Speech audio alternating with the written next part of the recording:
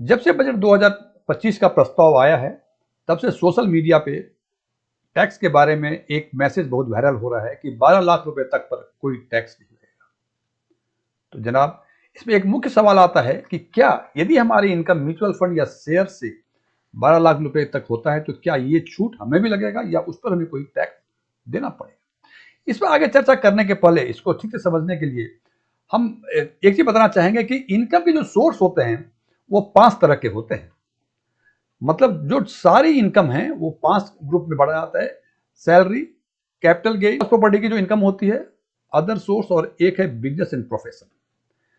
तो इसमें से 4 तरह के income, salary income, house property का इनकम, अदर सोर्स का इनकम और बिजनेस एंड प्रोफेशन का इनकम, इनका जो अप्लीकेबल टैक्स रेट होता है वो स्लैब के हिसाब से होता है, जो कि अभी देखा आपने इस बजट में पेश किया गया कि 4 लाख रुपए तक एग्जाम्पशन लिमिट बढ़ा दी गई 3 लाख से, और 4 से 8 लाख के बीच 5%, फिर 8 लाख से 12 10%, फिर 15%, फिर 20%, फिर 25%, और उसके हिसाब, और 24 लाख के ऊपर वो 30% का स्लैब दिया गया है। ये सारे स्लैब केवल सैलरी, हाउस, अदर सोर्स और बिजनेस प्रोफेशन पर एप्लीकेबल होते हैं, जबकि कैपिटल गेन का जो टैक्स रेट है ये अलग होता है, इसीलिए इसको कहा जाता है special tax rate, income of special tax rate. So जो भी छूट वगैरह की सुविधा है वो केवल सैलरी, हाउस, अदर सोर्स और बिजनेस प्रोफेशन के इनकम पे ही अप्लीकेबल है। अदरवाइज यदि कैपिटल गेन का कोई आपका इनकम है, उस पे जो रिबेट है 60,000 रुपये, या यूं कह लें जो छूट की बातें हैं 60,000 की अंडर सेक्शन 87A, वो इस पे नहीं मिलती है। अब सवाल ये है जो मैं चर्चा कर रहा था कि क्या म्यूचुअल फंड या स्टॉक मार्केट में जो हमें इनकम होते हैं, उस इनकम, बिकॉज कैपिटल गेन उस स्टॉक मार्केट या म्यूचुअल फंड का एक पार्ट है, इसके अलावा भी बहुत सारे इनकम होते हैं। तो स्टॉक मार्केट में 3 तरह के इनकम होते हैं। सबसे पहला इनकम होता है शेयर मार्केट में, वो होता है इंट्राडे और फ्यूचर एंड ऑप्शंस के इनकम, जो आप डेली इंट्राडे मार्केट में ट्रेडिंग करते हैं उससे जो इनकम होती है, एक वो इनकम होती है। ये केवल स्टॉक मार्केट में होती है, म्यूचुअल फंड के साथ नहीं होता है। दूसरा होता है जो शेयर आपके पास है उसका डिविडेंड यदि आपको मिला, दूसरी तरह का इनकम। और तीसरा होता है कैपिटल गेन, मीन्स जो यहाँ इस 5 सोर्स में से ये आता है। कैपिटल गेन का मतलब यदि आपने शेयर्स या म्यूचुअल फंड खरीदा, कुछ दिन होल्ड करने के बाद उसको आपने सेल किया और उससे जो गेन हुआ, that is called capital gain. तो ये 3 तरह का गेन, इंट्राडे और फ्यूचर ऑप्शंस का गेन, डिविडेंड का गेन, डिविडेंड इनकम जिसको बोलते हैं, और कैपिटल का गेन, ये होता है केवल स्टॉक मार्केट में। और म्यूचुअल फंड में ये इंट्राडे एंड फ्यूचर ऑप्शंस का इनकम नहीं होता है, बाकी डिविडेंड और कैपिटल गेन, इन दोनों तरह का इनकम म्यूचुअल फंड में होता है। अब ये 3 तरह के इनकम जो होते हैं स्टॉक मार्केट या म्यूचुअल फंड में, तो इंट्राडे और फ्यूचर एंड ऑप्शंस के जो इनकम होते हैं, वो हमने बताया कि जो भी इनकम है इन 5 तरह के इनकम में से किसी में आता है। तो ये इनकम आता है बिजनेस एंड प्रोफेशन के इनकम में। डिविडेंड का जो इनकम आता है वो सोर्स में आता है, और कैपिटल गेन, तो कैपिटल गेन एक 5वां टाइप ऑफ इनकम है, वो इसमें आता है। इसका मतलब कि यदि आपको स्टॉक मार्केट या म्यूचुअल फंड से, स्टॉक मार्केट से intraday and future option along with dividend का इनकम होता है, तो वो या तो बिजनेस इनकम में आएगा या अदर सोर्स में आएगा। क्योंकि जैसा मैंने पहले कहा कि कैपिटल गेन के अलावा बाकी चारों तरह के जो इनकम हैं उस पर नॉर्मल अप्लीकेबल टैक्स रेट 5%, 10%, 15% या 20% होता है। इसका मतलब यदि इन तरह के इनकम में से आपका यदि 12 लाख रुपए तक बनता है तो उसमें छूट मिलेगी, लेकिन जैसे ही कैपिटल गेन आएगा उसमें वो छूट नहीं मिलेगी, बिकॉज कैपिटल गेन का जो टैक्सेशन है वो स्पेशल रेट में होता है। इस पर आगे चर्चा करने के पहले मैं 2 चीज आपको बताना चाहूंगा। सबसे पहला कि जो रिबेट बताया हमने कि 87A में जो इस प्रस्ताव में दिया गया 60,000 रुपए यानी 12 लाख तक जो शून्य टैक्स होगा, वो केवल इन्हीं 4 तरह के इनकम पे, मतलब all income except capital gain income applicable होगा। नंबर 2, यदि इन 5 तरह की इनकम जोड़कर यदि किसी एसएससी का इनकम एग्जाम्पशन लिमिट यानी आज के दिन में 4 लाख के अंदर होता है, तो चूंकि वो एग्जाम्पशन लिमिट के अंदर है तो उस पर टैक्स 0 होगा। इन सब चीजों को हम एक एग्जाम्पल लेके समझने की कोशिश करेंगे, और इस एग्जाम्पल में हमने 4 ऑप्शंस लिए हैं। और जैसा कि मैंने पहले बताया कि इनकम का सोर्स 4 होते हैं, 5 होते हैं। एक तो कैपिटल गेन जिस पर स्पेशल टैक्स का एप्लीकेशन होता है। बाकी जो चारों तरह के इनकम होते हैं उसमें स्लैब रेट के हिसाब से, जो आपने देखा 5%, 10%, 15%, 20% है, अकॉर्डिंग टू स्लैब, उसके हिसाब से एप्लीकेबल होते हैं। तो हमने इस एग्जाम्पल में 4 ऑप्शंस लिए हैं। पहले ऑप्शंस में लिया है कि चारों तरह के income, salary and other 3 incomes मिला के 2 लाख का इनकम है, और कैपिटल गेन में शॉर्ट टर्म और long term capital gain 1-1 lakh रुपए का है। दूसरे केस में salary and other income 4 lakh रुपए का है और 1-1 लाख रुपए long term and short term capital gain है। तीसरे ऑप्शन में हमने माना कि 1 लाख रुपए सैलरी एंड अदर इनकम है और 2-2 लाख रुपए शॉर्ट टर्म और लॉन्ग टर्म कैपिटल गेन है। और चौथे ऑप्शन में देखा कि 12,75,000 सैलरी एंड अदर इनकम है और शॉर्ट टर्म और long term capital gain 2-2 lakh रुपए है। तो इन चारों ही ऑप्शंस में हम कैलकुलेट करेंगे टैक्स और देखेंगे कि आखिर 12 लाख या 12,75,000 पे जो कहते हैं कि शून्य टैक्स होगा, क्या ये शून्य tax applicability short term long term capital gain यानी म्यूचुअल फंड और शेयर के जो गेन होते हैं उसमें भी एप्लीकेबल है।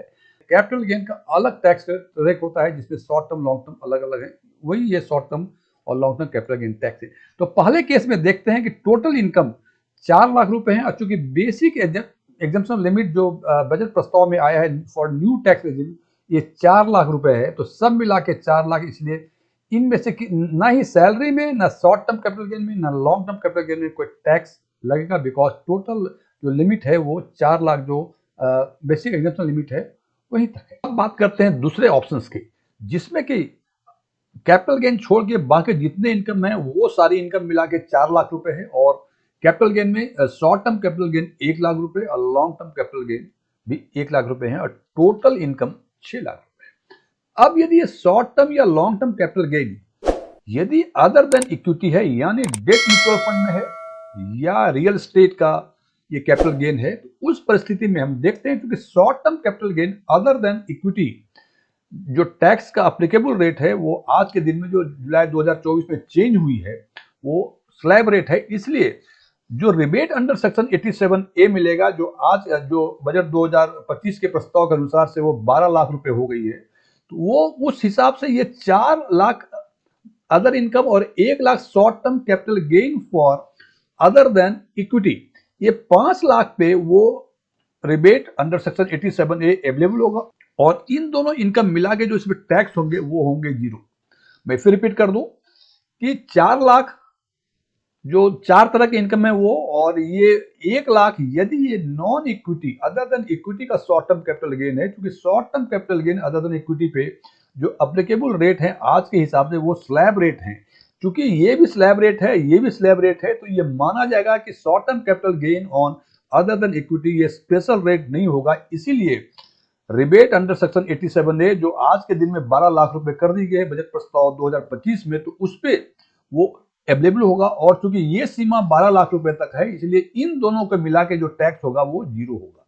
अब बात करते हैं लॉन्ग टर्म कैपिटल गेन, क्योंकि अदर देन इक्विटी की बातें हो रही है और long term capital gain other than equity में 12.5% का टैक्स है। इस हिसाब से 1 लाख रुपए का 12,500 रुपए long term capital gain tax होंगे और टोटल टैक्स 12,500 रुपए होंगे। लेकिन यही बातें यदि ये शॉर्ट टर्म कैपिटल गेन जो 1 लाख रुपए है ये यदि इक्विटी पर होती है, तो short term capital gain on equity आज के दिन में एप्लीकेबल रेट 20% है। क्योंकि 20% ये स्लैब रेट नहीं है, इसलिए इस परिस्थिति में ये स्पेशल रेट माना जाएगा और इनका और चूंकि ये 4 lakh other than capital gain का इनकम है तो इनका टैक्स जो होगा ये 0 होगा। और चूंकि ये इक्विटी का शॉर्ट टर्म कैपिटल गेन है जो कि 20% के हिसाब से है, मतलब स्पेशल रेट के हिसाब से है, तो वो 20,000 रुपए होंगे। तो ये हो गए 20,000 रुपए।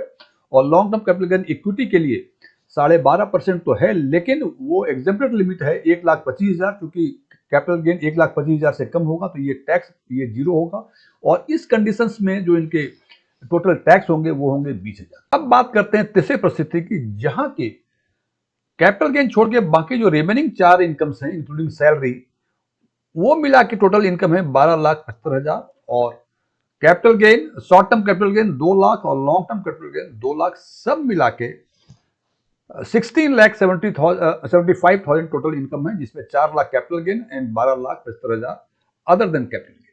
इस परिस्थिति में हम देखते हैं, जैसा मैंने कहा था कि ये परिस्थितियां यदि शॉर्ट टर्म कैपिटल गेन यदि अदर देन इक्विटी का हो, अदर देन इक्विटी का मींस या तो डेट म्यूचुअल फंड्स का हो या रियल एस्टेट वगैरह का हो, तो चूंकि इसमें जो टैक्स रेट एप्लीकेबल है आज के दिन में वो नॉर्मल स्लैब रेट है, इसलिए जब हम कैलकुलेट करेंगे कि इस पे एग्जाम्पशंस अंडर सेक्शन 87A क्या मिलेगा नहीं मिलेगा। ये टोटल जो 12,75,000 और ये 2 lakh short term capital gain यदि अदर देन इक्विटी फंड का हो, ये माना जाएगा नॉर्मल स्लैब रेट के हिसाब से। और इस परिस्थिति में देखते हैं कि total income other than special rate जो कि long term capital gain other than equity fund का है, ये 14,75,000 है। क्योंकि ये 14,75,000 है, ये सीमा जो है 12,75,000 से बढ़ जाती है, इसलिए अब 14,75,000 में नॉर्मल स्लैब रेट, जैसा कि आपने देखा था कि 4 से 8 लाख तक 5%, 8 लाख से 12 लाख तक 10%, इस हिसाब से कैलकुलेट करते हैं तो 14,75,000 का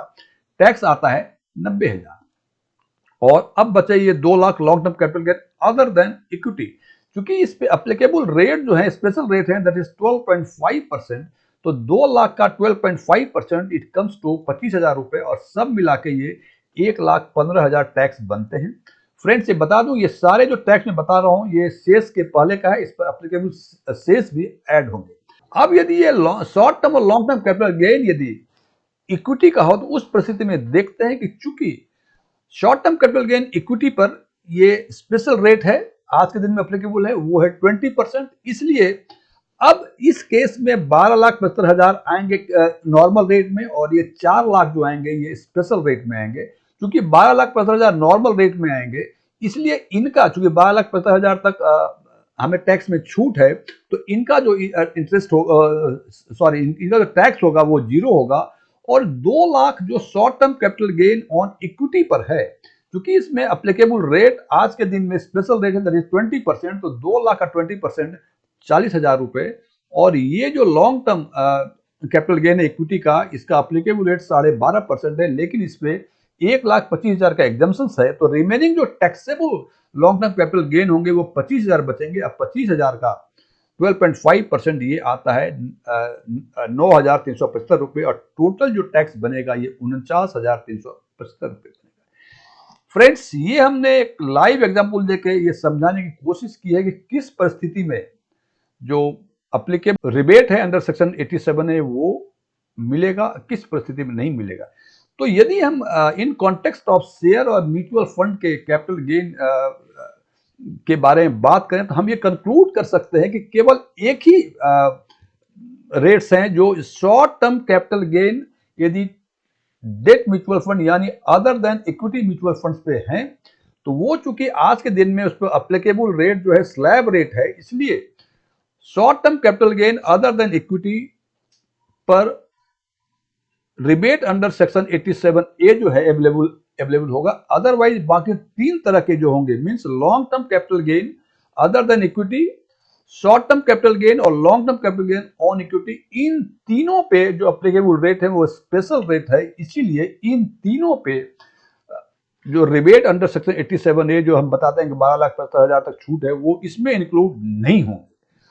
फ्रेंड्स, इसके बावजूद मैंने पूरी कोशिश की है अपने कि इस लाइव एग्जाम्पल के थ्रू मैं इसका कंसेप्ट मैं आपको क्लियर कर दूं और कोई आपको दुविधा ना रहे। लेकिन इसके बावजूद यदि आपको लगता है कुछ कंफ्यूजन से कुछ दुविधा है, आप हमारे कमेंट बॉक्स में जाके इस बारे में पूछ सकते हैं। मैं एज अर्ली एज पॉसिबल मैं कोशिश करूंगा कि आपके कमेंट्स का जवाब दूं।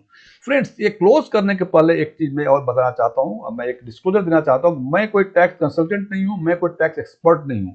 मैं फैक्ट्स के बेसिस पे चीजों को एनालिसिस करता हूं और उसके हिसाब से इन्फ्रेंस निकालता हूं, और मैं कोशिश करता हूं कि हमारे व्यूअर्स इन बातों को अच्छी तरह से समझ लें। Thank you.